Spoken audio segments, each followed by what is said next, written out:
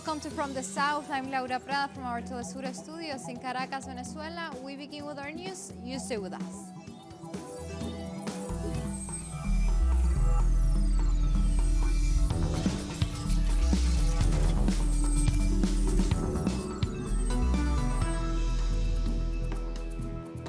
We begin in Venezuela, where this Wednesday, President Nicolás Maduro announced that the government and some opposition sectors will seek to appoint a new National Electoral Council. And this is what he said.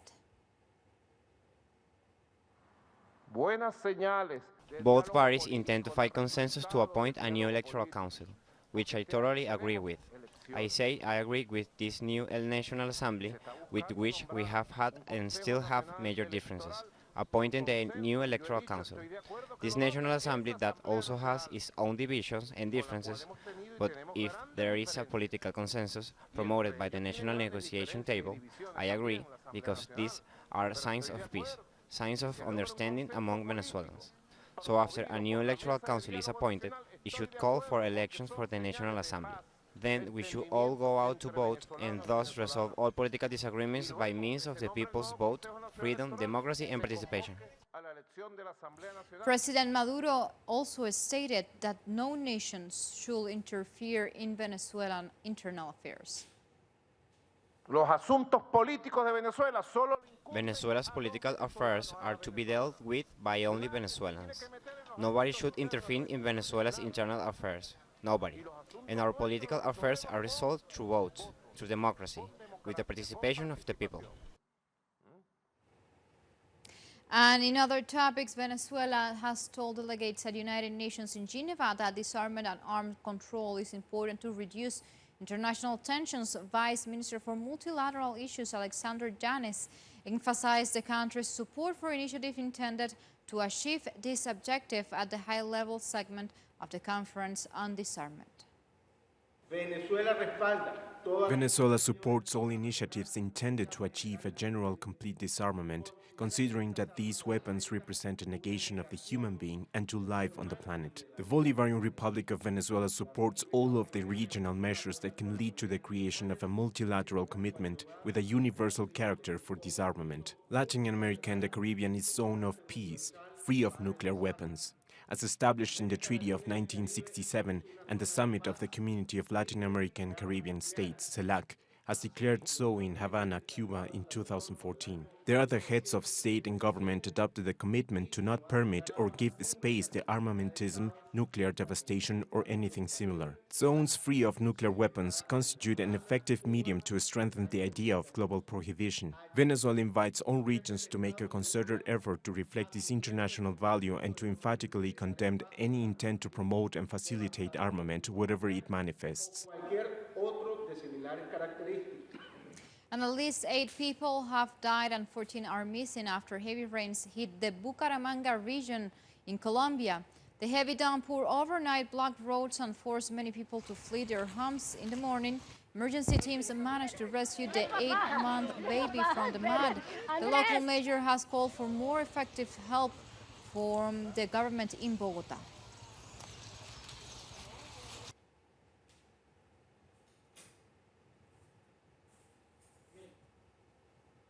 We move on to Africa. South African Finance Minister Tito Mboweni has delivered the much-awaited 2020 budget speech. In his speech, the Parliament Mboweni announced plans to cut public sector wages in an effort to tighten government spending, much to the disappointment of labor representatives who were against the move.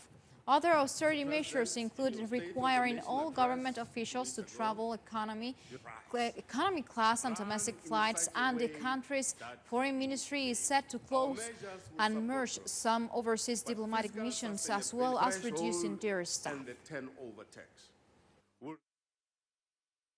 Once we get the wage growth under control, we get corruption under control, we get wasteful expenditure under control, we will focus on what we need to focus on, hiring in important areas such as education, the police, and healthcare.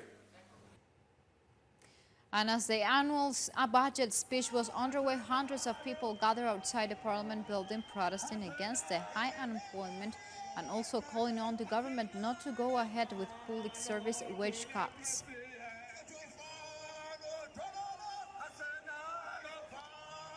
However, South Africa's opposition leader, Julius Malema, commended the new budget, describing the proposed measures as the best the government can do given the country's worsening economic situation.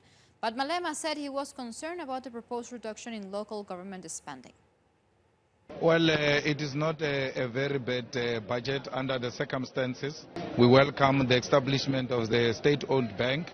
We welcome the fund as well, a sovereign wealth fund, which both of them are the ideas of the EFF. We are extremely disturbed by reducing the allocation of local government, because local government is at the cold face of all government spheres. And the Malawian ruling Democratic Progressive Party has entered into a coalition with the opposition United Democratic Front as Parliament set a date for French elections. This coalition comes a day after Malawi's Parliament set May 19 as the date for a fresh presidential election following the nullification of last year's vote. The UDF party governed Malawi between 1994 and 2004, and its leader, Atupele Mulusi, once served in President Peter Mutharika's government, and he formed his own party before last year's election. Like this, we go for a first break. Remember, follow us on Twitter at TeleSUR English and on my account at Laura P. TeleSUR. We'll be right back.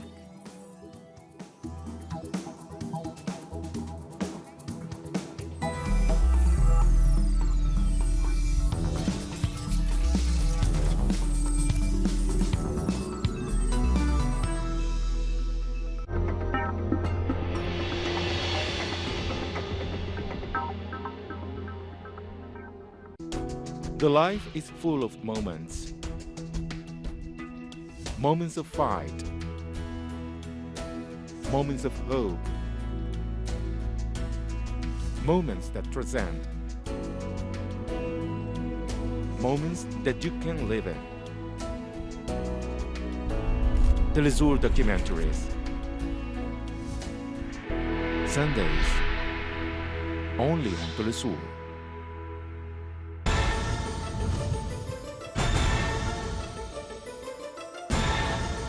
Who's moving the chessmen?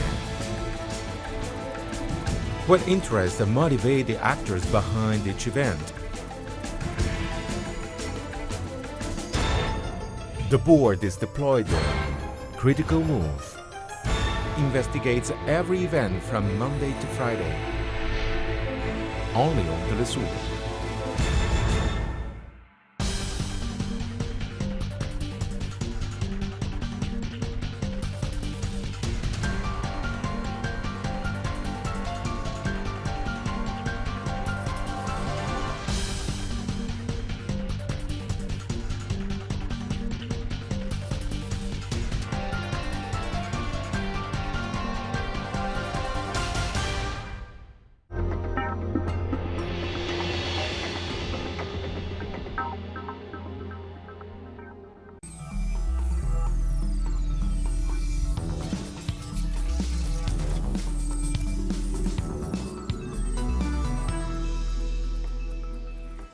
We begin with our news and we move on. Thousands of tractors, drivers and agricultural workers have taken to the roads of Andalusia to demand fair wages and lower production costs. They say they are under threat from U.S. tariffs.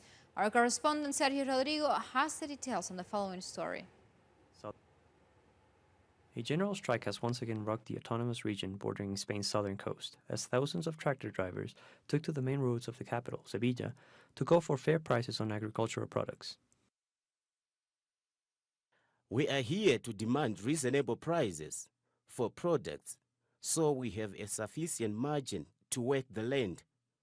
Otherwise, we have no other option but to leave. Carmen is an Andalusian farmer. She's joined her co-workers in protest against the unfair competition created by free trade agreements like those of Mercosur and Morocco. In an autonomous community like Andalusia, we depend almost exclusively on agriculture. So ultimately, what we want is for our rights to be respected. We demand an end to tariffs and we call for the elimination of unfair competition between Andalusian and Spanish products. Agricultural organizations also outlined further requests, which include fair prices for their produce and the termination of U.S. imposed tariffs. What we need is for the government to support us and have a more aggressive policy, especially with the issue of tariffs and costs. A kilo of oranges costs 18 cents, but in the store you can find it for €2. You can't find it for less. That's 500% more. And the same goes for olives. Best case scenario, we get paid 87 cents per kilo for olives, and you can't find it for less than €4 in the store. We farmers refuse to continue working with this margin. Meanwhile, demonstrators continue to pressure the Spanish executive, which has since introduced an urgent reform to the food chain law to mitigate the negative effects facing agricultural workers. A fair day's work for a fair day's pay is what these farmers are demanding from the Spanish government. They also insist that urgent action be taken to guarantee the security of the agrarian sector, a sector which employs hundreds of families in the south of Spain. Thank you, Sergio. That was Sergio Rodrigo.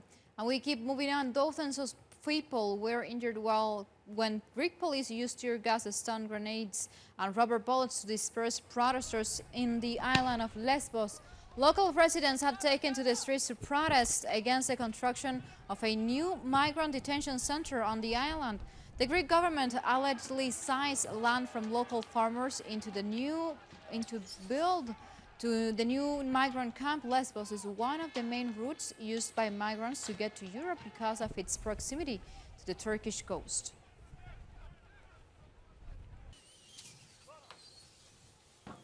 We change topics. Supporters of WikiLeaks founder Julian Assange have staged a protest outside Belmarsh prison as Assange extradition hearings continue.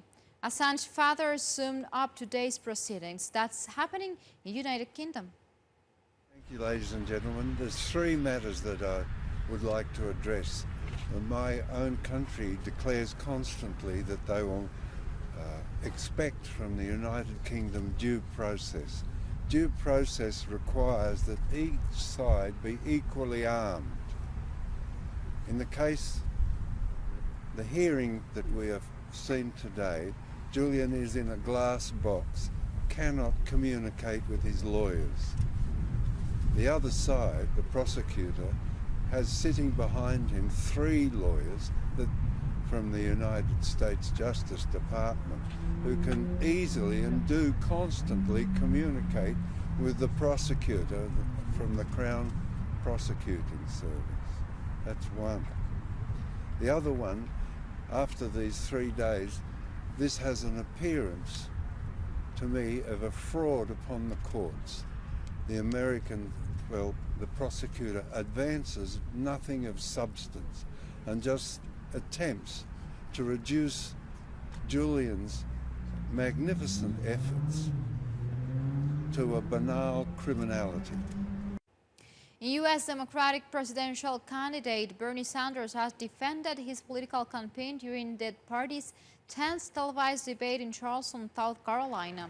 Sanders was waged up on by his rivals who attacked his policies and called him too radical for U.S. citizens in an attempt to slow his momentum. But it's Sanders who has led the polls in previously held caucuses and primaries.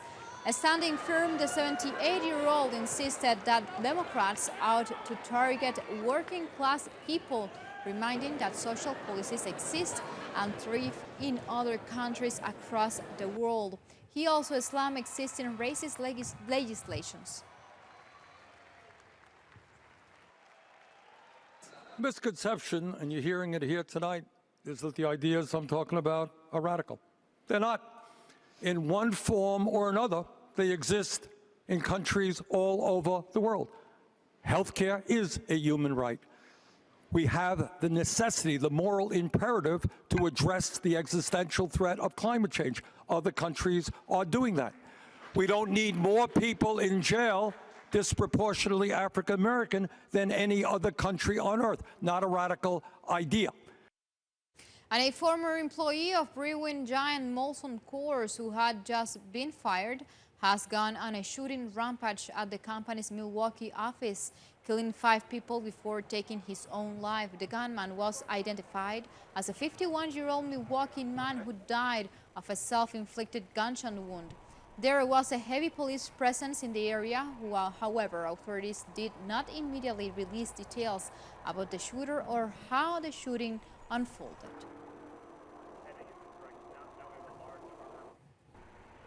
At this time, we have located 5 additional deceased adult victims.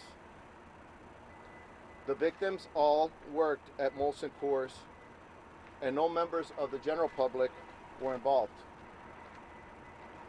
The victims' identities will not be released to the public until proper notifications have been made.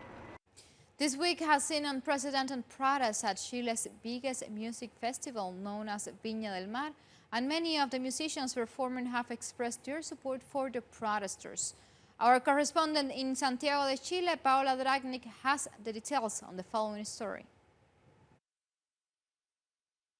The protests have been continuing outside the Quinta Vergara, the historic location where the Viña del Mar Music Festival is being held. And this is despite the very heavy security that has been deployed around the site. The festival itself has become an echo chamber for the demands of Chile's protesters. Many of the stars have expressed their support for the uprising that started on the 18th of October last year. Ricky Martin, on the opening night, called on the youth to demand their rights, and the world-renowned Chilean singer Mon Laferte accused the Chilean police of being responsible for the burning of subway stations, and strongly criticized their use of excessive force. She got a tremendous reception from the public. The festival will end on Friday, and another big protest has been called to coincide with the close of the festival, which has had such a big impact because of its unprecedented political content. Thank you, Paola. That was Paola Dragnik from Chile. And like this, we go for another break. Remember, find these and much more other stories on our website, TeleSUREnglish.net. We'll be right back.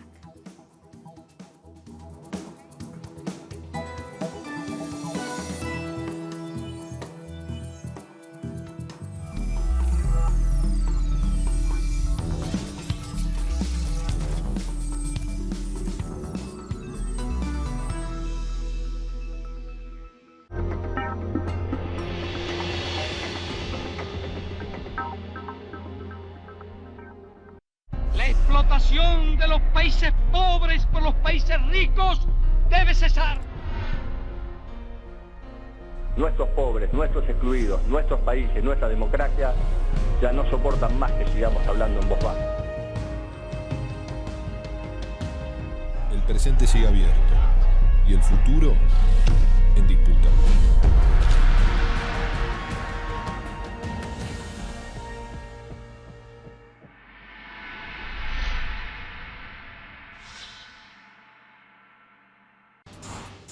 Innovation, science, the technological breakthrough, and its influence in society.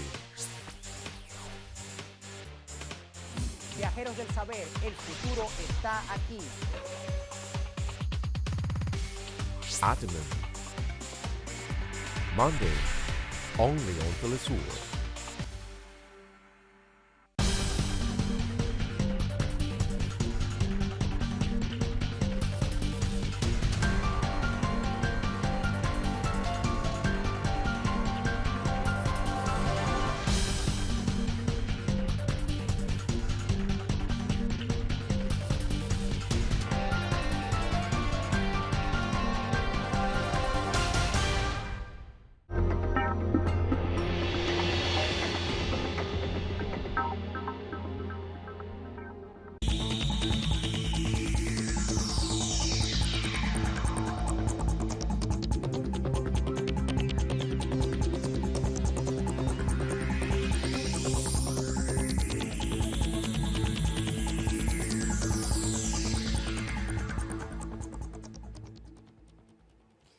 We are back with the news. Chinese health authorities continue the efforts to stop coronavirus as they also support nations around the world to fight against the outbreak.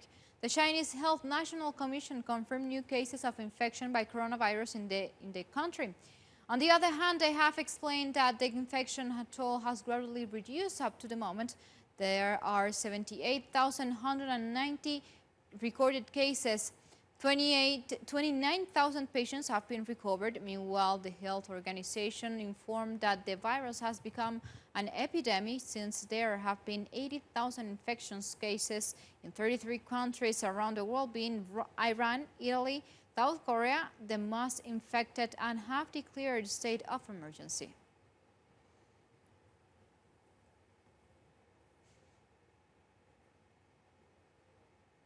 Our correspondent in Beijing, Iranzi Peraza, has the details. Welcome, Iranzi.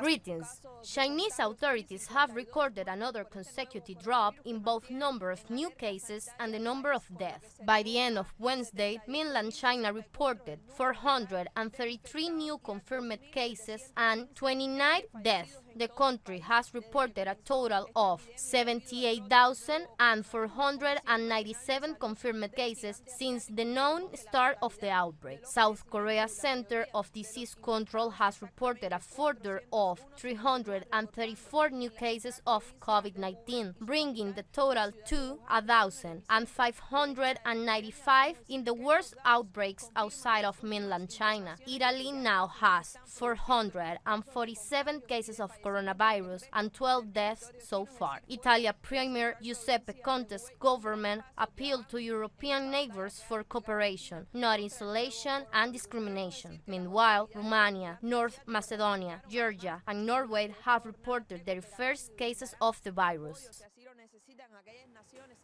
Thank you, Iramsi. We continue updating about the coronavirus. U.S. President Donald Trump reaffirmed his trust in U.S. health system to address the COVID-19 virus. He also clarified that the risk of infection by the U.S. population is relatively low due to the measures taken by his government. In addition, Trump requested the Congress to budget a $2.5 billion for the development of treatments, vaccines, and medical supplies. And he also appointed Vice President Mike Pence to lead the country's effort to confront the COVID-19 virus.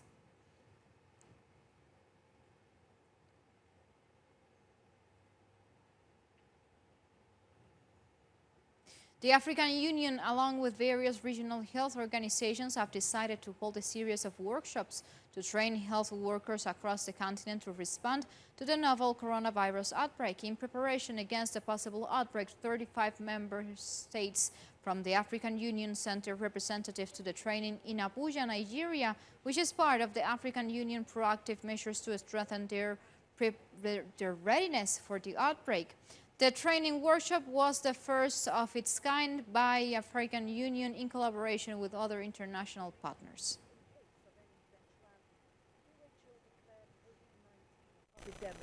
WHO, Afro, WHO, EMBO, Africa CDC, West African Health Organization, we all come together, to decide on how best to approach this situation, share information. And of course, we should not forget that politically too, our officials, the decision makers have also seen the need to invest in health. If this virus is going to enter any country, it is going to come through a point of entry. It is going to fly in or come in via ship or come in via a road border, a land border. And therefore, if we have people who are vigilant, who are trained, who have a high index of suspicion, that is our first barrier that we have erected. Then the second part is, if somebody becomes sick with the coronavirus, he will either be sick in his community and remain in his community, or he will show up in a health facility. And if you notice, most disease outbreaks are amplified around health facilities. We move on. Russian President Vladimir Putin has agreed to hold a vote on proposed constitutional reforms on April 22nd. Putin promised a popular vote after he proposed last month an overhaul of the Russian constitution, triggering the resignation of Prime Minister Dmitry Medvedev and his government. The proposal stirred speculations that President Putin was maneuvering to extend his hold on power after his fourth Kremlin term expires in 2024. The proposed reform includes boosting the role of the Council of State, currently an advisory body, giving more responsibilities to Parliament and introducing more stringent requirements for public officials. And United Nations Secretary General Antonio Guterres has said that the UN will try solving the issue over U.S. failure to issue visas to Russian delegates. Moscow had directly asked for the UN to bring the problem of non-issuance of visas to the arbitration between the U.S. and the international organizations. The problem with issuing U.S. visas has become a regular obstacle for holding events at the UN headquarters in New York since the 74th session of the UN General Assembly. More than 20 Russian delegates have not received U.S. visas, including the head of Russia's delegation to the session of UN Disarmament Commission, Konstantin Verontov. China, Cuba, Nicaragua, Iran, Syria, and Belarus supported Moscow's request. And Lebanese President Michel Aoun announced that an oil well will be held, the turn to Lebanon into a productive economy capable of creating job opportunities for the Lebanese youth. The present and the future of Lebanon will remember the day when our country formally entered the club of oil states. The rich country is one of the most important energy sources of contemporary human economies and the 20th century and the beginning of the 21st century. This Wednesday, UN Security Council adopted a resolution renewing the sanctions regime in Yemen, for which United States and United Kingdom failed to include accusations against the Iranian government for alleged supply of arms to popular revolutionary committees. Resolution 2511 extends for another year the embargo on Yemen. For this resolution, Eastern countries sought to include accusations against Iran for the alleged supply of weapons to the Houthi resistance forces. Russia and China refuted the draft of the resolution, which initially omitted key elements on the conflict that Saudi Arabia and their associated began in 2015. In the end, the adopted resolution excluded Iran, and analysts say that the intention of an indirect resolution affecting Iran's response to the inability of the United States to defend Saudi Aramco installations against repeated air attacks of Houthis and the Yemeni army.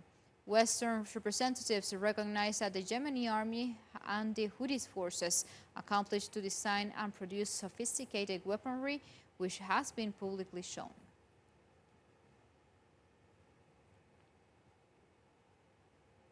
And before we end, we want to talk to you and to invite you to the 5th edition of the Cuba Salsa Festival that has begun with the aim of promoting salsa throughout the world. With the week-long event, we'll host various local artists, including NG La Banda, Alberto Álvarez, y El Niño y La Verdad. There also will be dance workshops in order to promote different varieties of the genre, like salsa casino, rumba, and others. With this invitation, we come to the end. We'll leave you with the following clip so you can enjoy the rhythm of salsa. Until next time, thank you for watching.